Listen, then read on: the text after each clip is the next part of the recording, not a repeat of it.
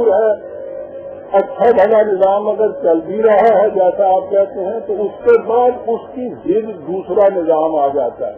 یعنی بہت اچھا نظام بھی اگر ہو انسانیت کے لیے باعث ترقی اور بہبود بھی ہو تو ہسٹوریکل نیسیسٹی اندھی قوت میں یہ نہیں دیکھنا کہ اچھا نظام ہے اسے رہنے دیا جائے. نہیں, اس میں بدلنا ہے, بدل کے اس کی ضد لانا ہے.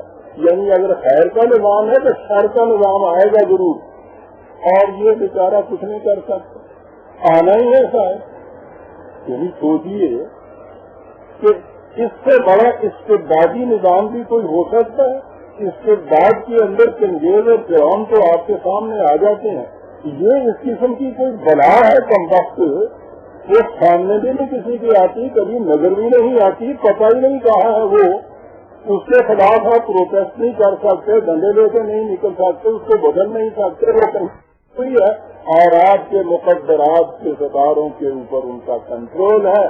ناک میں نکیل ڈالی ہوئی ہے انسانیت سے اور اسے وہ لیے پھرتی ہے. اس نظام کے تابع زندگی بسر کرو, اس نظام کے تابع بسر کرو. میں کہتا ہوں اس سے زیادہ وجہ تبدیل انسانیت کوئی تصور نہیں ہو سکتا. میں تو اپنے اختیار اور ارادے کو کسی قیمت پر دینے کے لیے تیار نہیں. اللہ تعالیٰ نے انسان کے متعلق کہا ہے اور یہی شرط انسانیت ہے کہ ہم نے اسے صاحب اختیار و ارادہ بنایا. یہ حوادث جو ہے دنیا کے فزیکل ورلڈ کے سلسلے میں جتنی چیزیں یہ کہی جا رہی ہیں, قرآن نے کہا ہے یہ سب اس کے بارے تفسیر کی ہوئی ہے ہم نے.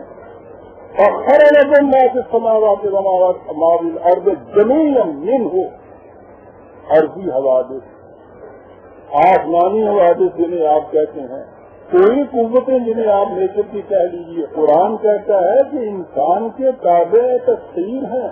آدم کا تو تعارف ہی اس میں ہے کہ ملائکہ سجدہ ریز ہو رہے ہیں اس کے سامنے.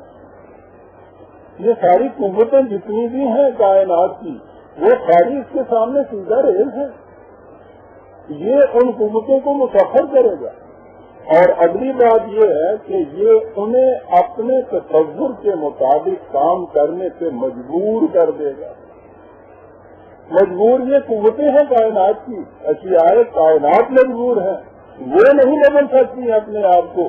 انسان ان کی تفسیر کے بعد ان کی قوتوں کو حاصل کرتا ہے اور اپنے بنائے ہوئے تصور, اپنے نظام, اپنے ارادے کے تابع ان کو صرف میں لاتا ہے. اس سے نظام قائم ہوتا ہے, جس طرح کا جی چاہے کام کرے. قرآن کے ہاتھ میں آ جائیں گی یہ قوتیں تو وہ معصومیت کے استبداد کے لیے استعمال کرے گا. اگر تو موسیٰ علیہ السلام کے ہاتھ میں آ جائیں گی تو وہ بنی اسرائیل جیسی غلام قوم کو عروج کے اوپر پہنچا دے گا. انگریز کے ہاتھ میں آ جائیں گی تو وہ ذبح کرتا چلا جائے گا. وہی قوتیں محمد الرسول اللہ والذین معہ صلی اللہ علیہ وسلم ان کے ہاتھ میں آ جائیں گی تو باعث ارتقاء انسانیت بنتی چلی جائیں گی.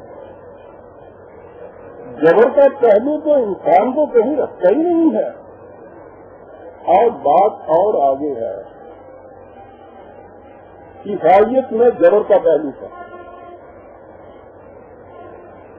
عیسائیت کا فلسفہ یہ تھا کہ ہر بچہ پیدائشی طور پر اپنے اولی ماں باپ کا گناہ اپنے بوجھ سے اپنی چیز سے لاتا آتا ہے اور دنیا میں اس کا کوئی عمل اس گناہ کی علائش کو صاف نہیں کر سکتا.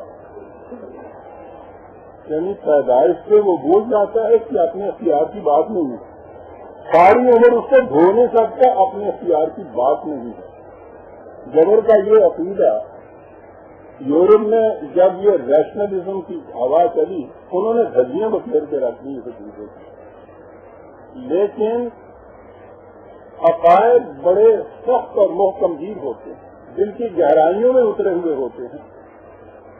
یورپ میں جب یہ ریشنلزم کی راہ چلی, سائنس کا دور دورہ ہوا, تحقیقات شروع ہوئی. جتنی تحقیقات اس میں ہوتی ہیں آپ دیکھیے عجیب بات, انتہا پہ جب پہنچتی ہیں تو وہ ڈٹرمنزم پہ پہنچتی ہیں.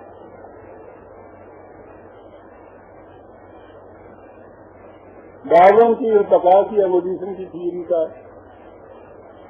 وہ جو اس نے ایک خاص سائنٹیفک طریقے کے اوپر تبدیلیاں پیدا کرنی شروع کی، کوئی اختیار نہیں ہے ان میں، اور اسی طریقے سے وہ انسانوں تک لے جائے. ٹھیک ہے جی. انہوں نے معیشت جو تھی یا معاشی زندگی جو تھی اس میں یہ آئے. انہوں نے آج کے وہی جبریت کا عقیدہ جو تھا وہ یوں وضع کیا کہ ایک بیرونی قوت ہے، ہسٹوریکل نیسیسٹی، اس کے تابع یہ سارے تغیرات ہوتے ہیں، انسان مجبور محض ہے اس کے اندر.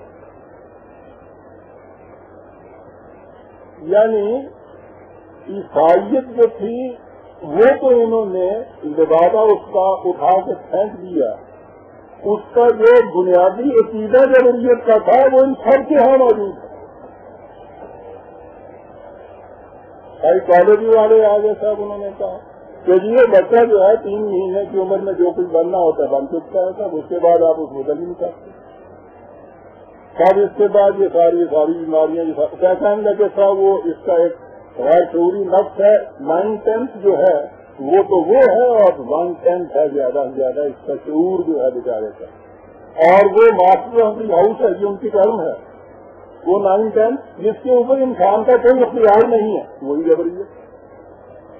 یعنی بظاہر یہ بڑی علم کی دنیا ہے، تحقیقات کی دنیا ہے، ایجادات و انکشافات کی دنیا ہے، یوں انسان کے قوت اختیار و ارادے کی دنیا ہے، اور تصورات وہی ہیں جو کرسچینٹی کی بنیاد میں تھے.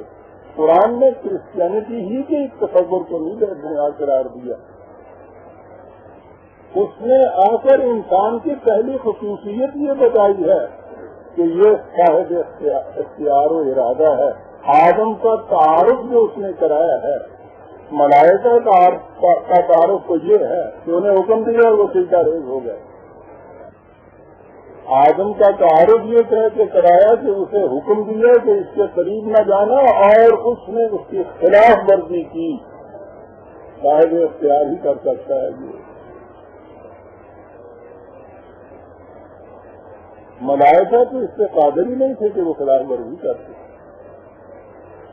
خلاف ورزی کے معنی یہ ہے کہ اس نے اپنی دل سے ایکسرسائز کی ہے، اس نے اپنے ارادے کو ایکسرسائز کیا. قرآن کریم میں آگے چل کے ابلیس اور آدم کا تقابل ایک جگہ کیا، بڑی عجیب چیز ہے. آدم سے بھی غلطی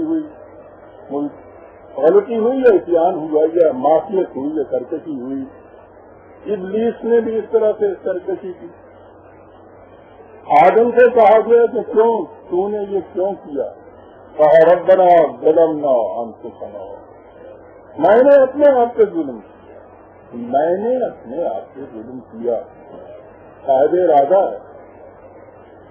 اس نے کہا کہ تم نے اپنی خطا کو تسلیم کیا، اس سے تمہیں ندامت ہوئی، تمہارے لیے اصلاح کا امکان ہے، ہماری طرف سے ہدایت آتی رہے گی، اور جو بھی اس ہدایت کی پیروی کرے گا لا خوف علیہم ولا ہم یحزنون. ابلیس سے پوچھا گیا تم نے یہ کچھ کیوں کیا؟ کہنے لگا کہ میں کون کرنے والا ہوں، تیرے حکم کے بغیر تو پتا نہیں ہل سکتا. کیا آپ سمجھتے ہیں کہ آپ کے حکم کے بغیر میں سرکشی کرتا؟ آپ نے تو اس سے کرائی ہے، مجھے کیا پوچھتے ہیں؟ کہا کہ تیری اصلاح قیامت تک نہیں ہو سکتی، کم وقت ارادے کو جبر سے بدل رہا ہے. یہ ہے جسے کہتے ہیں ابلیس آندھا درگاہ ہو گیا. جبریت کے پہلو کے اندر آپ اپنے اندر کو توجہ نہیں کر سکتے. یہ سب آیت، یہ ایمان کی بات، یہ اعمال کی بات، یہ سب ختم ہو جاتی ہے جب جبریت آ جائے. قرآن جبریت کے فلسفے کے خلاف ایک چیلنج لے کے آیا تھا عزیزان امام، اور سب سے بڑا چیلنج اس نے ایران کو دیا تھا. یہ تقلید کا مسئلہ مجوسیت کا مسئلہ ہے، وہاں سے آیا ہوا یہ مسئلہ ہے. انہوں نے جو جبر سکھایا تھا، جیسے پہاڑوں کی گردشیں، یہ اخلاق کے اصطلاحات ساری یعنی اصطلاحات ہیں. مجوس فلسفہ یہ لے کے آیا تھا. کرسچینٹی بھی، عیسائیت بھی اس سے متاثر ہوئی تھی.